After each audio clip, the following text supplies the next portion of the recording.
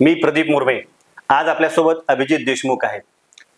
राज्याच्या राजकीय पटलावर प्रभाव टाकणारी काही महत्त्वाची अशा प्रकारची राजकीय घराणे महाराष्ट्रामध्ये आहेत। त्यापैकीच एक महत्त्वाचं घराणं म्हणजे लातूरचं देशमुख घराणं होय। तर याच देशमुख घराण्याचे भाचे अभिजित देशमुख आपल्यासोबत आहेत आणि लातूर लोकसभा मतदारसंघात काँग्रेसची उमेदवारी डॉक्टर शिवाजी काळगे यांना जाहीर झालेली आहे। या पार्श्वभूमीवर आज आपण श्री देशमुख यांच्याशी संवाद साधणार आहोत। सर नमस्कार। नमस्कार सर, लातूर लोकसभा मतदारसंघाची निवडणूक जाहीर झालेली आहे आणि यामध्ये आपण जर बघितलं की उमेदवारीच्या बाबतीमध्ये भारतीय जनता पार्टीने आघाडी घेतलेली आहे। पण त्यामुळे भारतीय जनता पार्टीकडून विद्यमान जे काही खासदार आहेत श्री सुधाकर श्रंगारे यांना उमेदवारी मिळाली आहे। त्यामुळे काँग्रेसकडून नेमका कुणाला उमेदवारी मिळेल याबाबतची फार मोठी उत्सुकता लागून राहिली होती आणि अखेर काँग्रेसची काही पक्षश्रेष्ठी आहे त्यांनी डॉक्टर शिवाजीराव काळगे यांची उमेदवारी फायनल केलेली आहे। तर या डॉक्टर काळगे यांच्या उमेदवारीकडे काँग्रेसचे एक पदाधिकारी म्हणून आपण कसे पाहता, काय सांगाल आम्हाला? डॉक्टर काळगे यांना जी काँग्रेस पक्षाने उमेदवारी दिलेली आहे, आदरणीय शिवराज पाटील चाकूरकर साहेबांच्या नंतर पहिल्यांदा काँग्रेस पक्षाने एका उच्च विभूषित व्यक्तीला त्या ठिकाणी उमेदवारी दिलेली आहे। आपल्याला माहिती आहे की जे लोक संसदेमध्ये जातात, लोकसभेच्या माध्यमातून असेल, राज्यसभेच्या माध्यमातून असेल, तर साधारणतः ह्या अपेक्षेने त्यांना उमेदवारी दिली जाते किंवा निवडूनही दिलं जातं की त्यांनी देशामध्ये जी काही धोरणं ठरतात, आपण संसदेला कायदे मंडळ असं म्हणतो, कायदे बनवणारं जे काही एक सभागृह आहे त्याला आपण संसद म्हणतो। तर त्या ठिकाणी जी व्यक्ती जाते तिला आपली भूमिका मांडता आली पाहिजे, तिला अभ्यास असला पाहिजे, त्याच्याकडे ज्ञान असलं पाहिजे आणि या सगळ्या गोष्टी शिक्षणाने प्राप्त होतात हे काही मी तुम्हाला वेगळं सांगण्याची गरज नाही।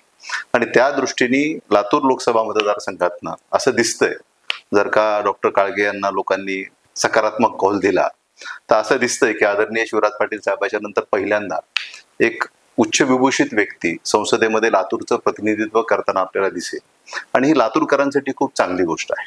कारण काळगे डॉक्टरांचं आपल्याला माहिती आहे की त्यांचे वडील शेका पक्षाचे सक्रिय कार्यकर्ते होते, सदस्य होते।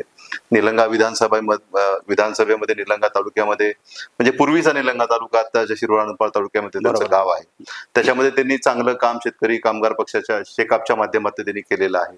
शेतकऱ्यांच्या प्रश्नांची जाण घेऊन डॉक्टर शिवाजी काळगे हे लहानाचे मोठे झालेले आहेत। त्याच्यानंतर त्यांनी वैद्यकीय क्षेत्रामध्ये काम केलेलं आहे आणि त्या सगळ्या अनुषंगाने जर आपण पाहिलं तर एका उच्च विभूषित व्यक्तीला, अभ्यासू व्यक्तीला, जो संसदेमध्ये लातूरचे प्रश्न अतिशय चांगल्या पद्धतीने मांडू शकेल, अशा व्यक्तीने काँग्रेस पक्षाने तिकीट दिलेलं आहे आणि मी त्याचं मनापासून स्वागत। सर, सेवानिवृत्त सनदी अधिकारी भाई नगराळे यांची उमेदवारी काँग्रेसकडून जवळपास निश्चित झाल्याचं बोललं जात होतं आणि अचानकपणे शेवटच्या क्षणी काँग्रेसकडून डॉक्टर शिवाजी काळगे यांची उमेदवारी फायनल झाली। तर यामागचं नेमकं राजकीय गणित काय आहे, काय सांगाल तुम्ही आम्हाला? नाही, असं गणित म्हणून नाही। बघा, कुठलीही निवडणूक ज्यावेळेस लागते त्यावेळेस अनेक जण आपल्याला उमेदवारी मिळावी विविध पक्षाकडनं म्हणतो मी, फक्त काँग्रेस पक्षाकडनंच म्हणून नाही। तर काँग्रेसकडून सेवानिवृत्त जे काही सनदी अधिकारी आहेत भाई नगराळे यांची उमेदवारी जवळपास फायनल झाली अशी चर्चा होती राजकीय वर्तुळामध्ये आणि शेवटच्या क्षणी अचानकपणे काँग्रेसकडून आताच आपण म्हणल्याप्रमाणे की डॉक्टर शिवाजी काळगे यांची उमेदवारी फायनल झाली। तर यामागचं नेमकं काय राजकीय गणित आहे, काय वाटतं तुम्हाला? शेवटच्या क्षणी उमेदवारी घोषित झालेली नाहीये। आपल्याला माहिती आहे 7 मेला मतदान आहे, अजून बरेच दिवस मतदानाला आहे। उलट पक्षी काँग्रेस पक्षांनी मागील कित्येक लोकसभा निवडणुकीच्या मानाने यावेळेस खूप लवकर उमेदवारी घोषित केली असं माझं मत आहे। बाकी राहिला आपण नागराळेजींचा उल्लेख केला, तर जेव्हाही कुठलीही निवडणूक लागते तेव्हा सगळ्याच पक्षाकडनं अनेक उमेदवार इच्छुक असतात की त्यांना उमेदवारी मिळावी। बरोबर, तशा पद्धतीची इच्छा भाई नागराळेजींची असणं स्वाभाविक आहे। लातूर जिल्हा परिषदेला CEO होते, आपल्याला माहिती आहे, त्याच्यामुळे तेही इच्छुक होते आणि अनेक लोक इच्छुक होते। भाई नागराळेजी प्रयत्नशील होते, त्यांनी त्या दृष्टीने आपल्याला उमेदवारी मिळावी म्हणून प्रयत्न केले। आपल्याकडे त्यांना उमेदवारी करणं असं म्हणतो आपण, बरोबर, तसे त्यांनी प्रयत्न केले आणि तसेच अनेकांनी प्रयत्न केले आणि पक्ष शेवटी हिताचा विचार करून निर्णय घेत असतो की कोण उमेदवार दिला तर तुल्यबळ लढत होईल, किंबहुना तो निवडून येऊ शकेल। तशा पद्धतीचा सर्वांगीण विचार करून काँग्रेस पक्षाने डॉक्टर शिवाजी काळगे यांना उमेदवारी दिली असावी। सर, लातूर लोकसभा मतदारसंघामध्ये जर आपण बघितलं की लातूर लोकसभा मतदारसंघामध्ये लिंगायत जो काही मतदार आहे निर्णायक आहे आणि याच लिंगायत समाजाचे प्रतिनिधित्व डॉक्टर काळगे सर करतात, तर याकडे कसे पाहतात? नाही, लातूर लोकसभेची जागा जी आहे ही SC ST प्रवर्गाला आरक्षित आहे, आपल्याला माहिती आहे। आणि ST ST प्रवर्गातल्या ज्या काही विविध घटक आहेत त्याच्यापैकी एकाला उमेदवारी दिली जाते आणि त्या माध्यमातून यावेळेस डॉक्टर शिवाजी काळगे यांना उमेदवारी दिली गेलेली आहे। या लोकसभा मतदारसंघामध्ये जे काही प्रमुख जाती जसं आपण म्हणालात त्याच्यामध्ये लिंगायत एक जात आहे आणि त्याच्यामुळे त्याचा निश्चित फायदा डॉक्टर शिवाजी काळगे यांना होईल याच्याबद्दल दुमत असण्याचं कारण नाही. कारण उमेदवारी देताना राजकीय पक्ष कुठलाही असो बरोबर की त्या मतदारसंघामध्ये कुठल्या जातीचं प्राबल्य आहे याचा विचार सगळेच पक्ष सगळ्याच उमेदवारांच्या बरोबर, बाबतीमध्ये बरोबर. उमेदवारी देताना करत असतात आणि तशा पद्धतीचा एक सकारात्मक विचार काँग्रेस पक्षाने केला असेल. तर लातूर जो काही लोकसभा मतदारसंघ आहे या लातूर लोकसभा मतदारसंघामध्ये डॉक्टर काळगे यांच्या पाठीमागे लिंगायत, मुस्लिम आणि मागासवर्गीय मतदार जर मोठ्या संख्येने उभा राहिला तर निश्चितपने डॉक्टर काळगे यांची सीट लागू शकते असं राजकीय जाणकारामधून बोललं जातं. तुम्ही आम्हाला काय सांगाल? आता जसंही डॉक्टर काळगे यांची उमेदवारी घोषित झालेली आहे, आपण ज्या याचा उल्लेख केला तेच म्हणून नाही, सर्वांनीच डॉक्टर काळगे यांच्या उमेदवारीचं स्वागत केलेलं आहे. आणि कधीही राजकारणामध्ये ज्यावेळेस उमेदवार निवडून येतो तर त्याच्या निवडून येण्यामध्ये सर्व जाती धर्माच्या लोकांचं योगदान असतं. कुठल्याही एका विशिष्ट जाती धर्माच्या मतदानावरती कधीच कुणीच या जगात निवडून आलेलं नाही. बरोबर.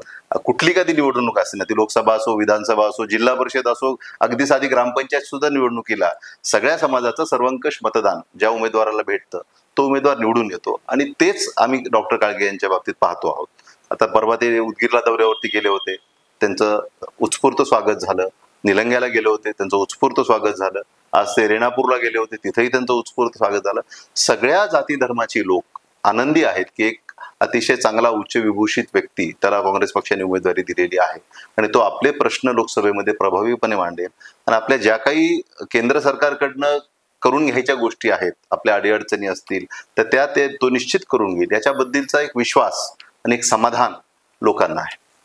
लातूर लोकसभा मतदारसंघाचा जर आपण इतिहास बघितला की काँग्रेसचे ज्येष्ठ नेते शिवराज पाटील चाकूरकर यांनी या मतदारसंघाचं 7 वेळा प्रतिनिधित्व केलेलं आहे आणि मागील 2-3 जर आपण निवडणुका बघितल्या तर या 2-3 निवडणुकीमध्ये काँग्रेस पक्षाचा पराभव झालेला आहे आणि भारतीय जनता पार्टीचा उमेदवार निवडून आलेला आहे.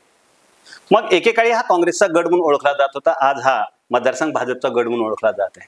तुम्हाला काय वाटतं की डॉक्टर काळगे यांच्या माध्यमातून हा जो काही गड काँग्रेसचा एकेकाळी होता हा गड परत ताब्यात येईल? निश्चित.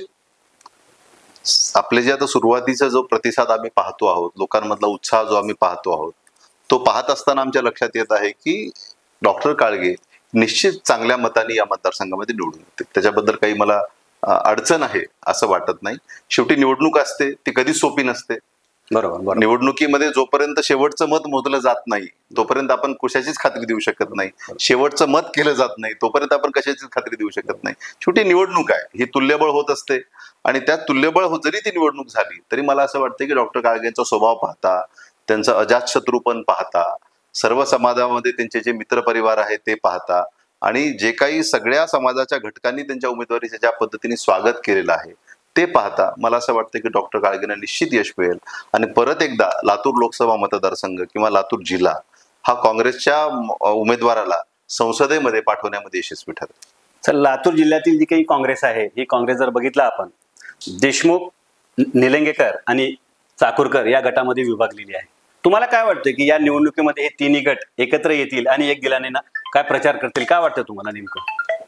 काँग्रेसचा एकच गट आहे, तो आहे पंजा. काँग्रेसचे जे लोक आहेत, जे काँग्रेस जन आम्ही ज्यांना म्हणतो, ती कुठलीही निवडणूक असो त्याच्यामध्ये एक दिलाने एक जीवाने काम करतात, प्रयत्न करतात की काँग्रेस पक्षाने ज्याला कुणाला उमेदवारी दिली आहे त्याला विजयाला आपण पोहोचवावं याच्यासाठी ते जीव तोडून काम करतात. कधी यश मिळतं, कधी नाही मिळत, पण ह्याचा अर्थ असा नसतो की गटातटाच्या राजकारणामुळे यश किंवा अपयश मिळालं.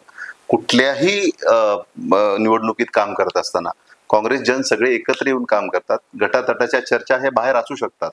बघा कसं असतं की प्रत्येक व्यक्तीला चाहणारे म्हणा किंवा त्यांच्या प्रति श्रद्धा असणारा एक वर्ग असतो आणि आपण त्याला गट म्हणतो. आणि हे नैसर्गिक आहे. कुठल्याही क्षेत्रामध्ये तुम्ही जा, एका व्यक्तीला चाहणारा एक गट असतो, एक वर्ग असतो आणि त्याला आपण गट म्हणतो. पण त्याचा अर्थ असा नाही की तो पक्षातला एक वेगळा गट असतो किंवा त्यांच्यामध्ये काहीतरी वेगळी भूमिका घेण्याची पद्धत असते, असं नाही. आम्ही नेहमीच प्रत्येक निवडणुकीमध्ये एक दिलाने एक जीवाने लढतो आणि प्रयत्न करतो की पक्षाने जो कोणी उमेदवार दिलाय तो विजयी व्हावा. सर, लातूर लोकसभेच्या मागील जर आपण 2-3 निवडणुका बघितल्या तर त्यामध्ये जे काही देशमुख गट आहे या देशमुख गटाने या निवडणुका प्रतिष्ठेच्या केल्या नाहीत असा आरोप राजकीय विश्लेषकाकडून केला जातो. यामध्ये कितपत तथ्य आहे? तुम्ही आम्हाला गट म्हणणारच आहात का असं तुमचं ठरलंय का? तसं काही नाही. देशमुख गट नाही, आम्ही पक्षासाठी काम करतो. पक्ष जो काही निर्णय देतो, तिकीट कोण्या उमेदवाराला मिळावं त्याच्याबद्दलची भूमिका मांडण्याचा प्रयत्न प्रत्येक जण करत असतो. आणि प्रत्येक नेता करतो आणि पक्षही प्रत्येक नेत्याला वेगळं विचारतो ना. बरोबर बरोबर. प्रत्येक नेत्याला पक्ष वेगळं विचारतो. जेव्हा पक्ष विचारतो तेव्हा आपली भूमिका प्रत्येक जण मांडत असतो आणि ती भूमिका मांडल्याच्या नंतर पक्ष जो काही निर्णय घेईल त्या निर्णयाला किंवा पक्षाने जो काही उमेदवार दिला त्याला बांधील राहून आपल्या परीनं जे सर्वोत्तम करणं शक्य आहे ते सगळंच प्रत्येक निवडणुकीत जीव तोडून करण्याचा प्रयत्न सगळेच जण करतात. आणि तसेच प्रयत्न मागच्या सुद्धा निवडणुकीमध्ये सगळ्याच काँग्रेस जनांनी केले. तुम्ही जरी देशमुख गट म्हणत असाल तरी मी त्याला स्वीकारणार नाही. मी माझ्या तोंडातनं कधी त्या विषयाला देशमुख गट असं म्हणणार नाही. मी आत्ताच म्हणालो आपल्याला एकच गट असतो तो म्हणजे पंजा, जे की पक्षाचं चिन्ह आहे.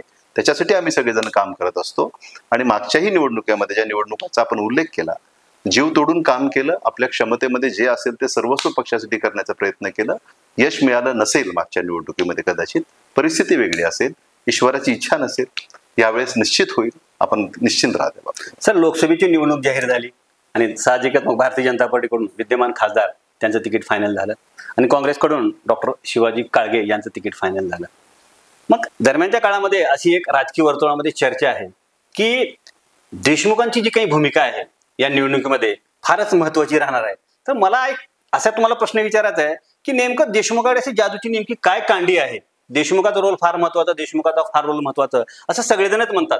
तर नेमकं त्याबद्दल तुम्ही काय सांगाल आम्हाला? आमचं म्हणणं असं आहे की प्रत्येक मतदाराची भूमिका महत्वाची आहे. प्रत्येक मतदारांनी जर आपली महत्वाची भूमिका पक्षाच्या बाजूनी जर बजावली तरच यश मिळत असतं.